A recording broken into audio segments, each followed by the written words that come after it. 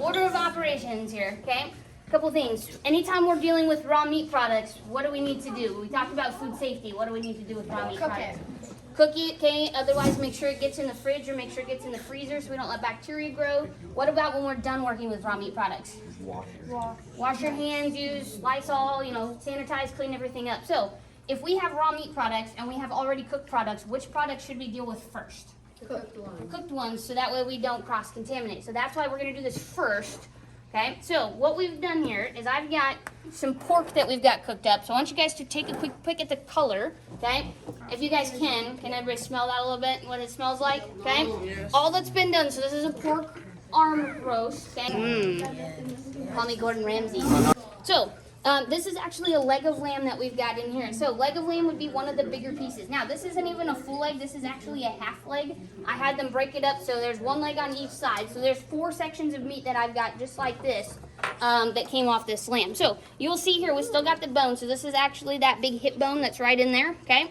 And then we've got some of the fat that we've got along here. Some of the fat got taken off, some of it didn't. So how many of you guys have ever actually had lamb before?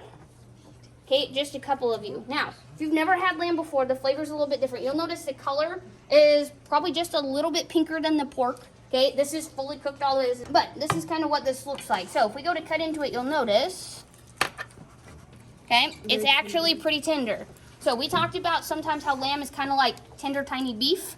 It's really tender. It usually cooks down kind of about the same texture as our beef does. If you're not going to eat meat products, you need to have some kind of alternative source of protein. So we talked about the things humans need to survive. Protein, some carbohydrates, fats, vitamins, minerals, and of course, water, right?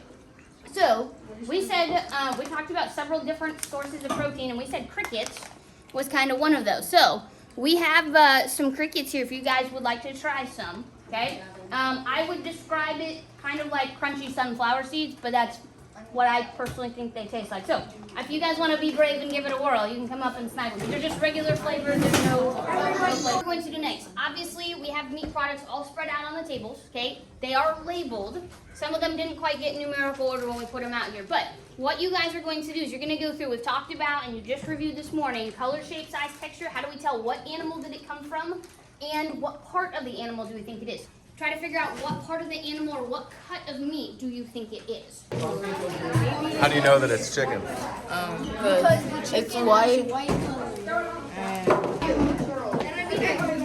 think you're looking at a pork chop here.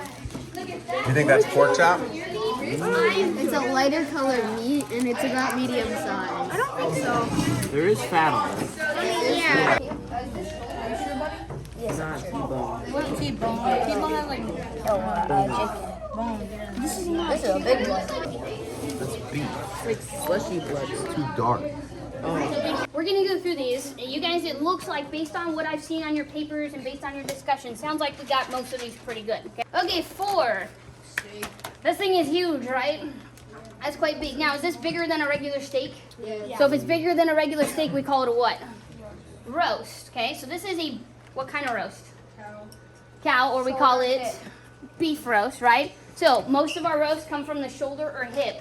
So this actually came from the shoulder. It's what we call a chuck roast. You guys remember when we looked at that diagram? Chuck is that first wholesale or primal cut, right? Now, my question is, how come this color right here on that beef looks a little bit different than this color right here on that beef?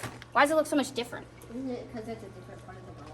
Not necessarily. Actually, this one, I don't think you guys probably would guess this, but this one actually came out of my freezer.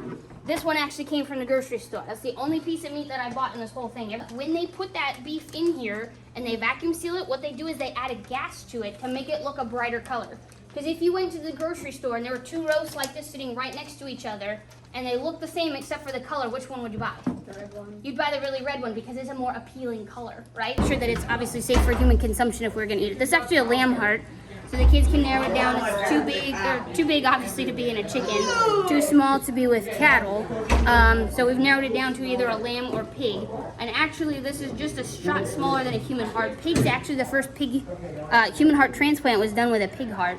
So pigs actually have a major impact on like human medicine and things too. But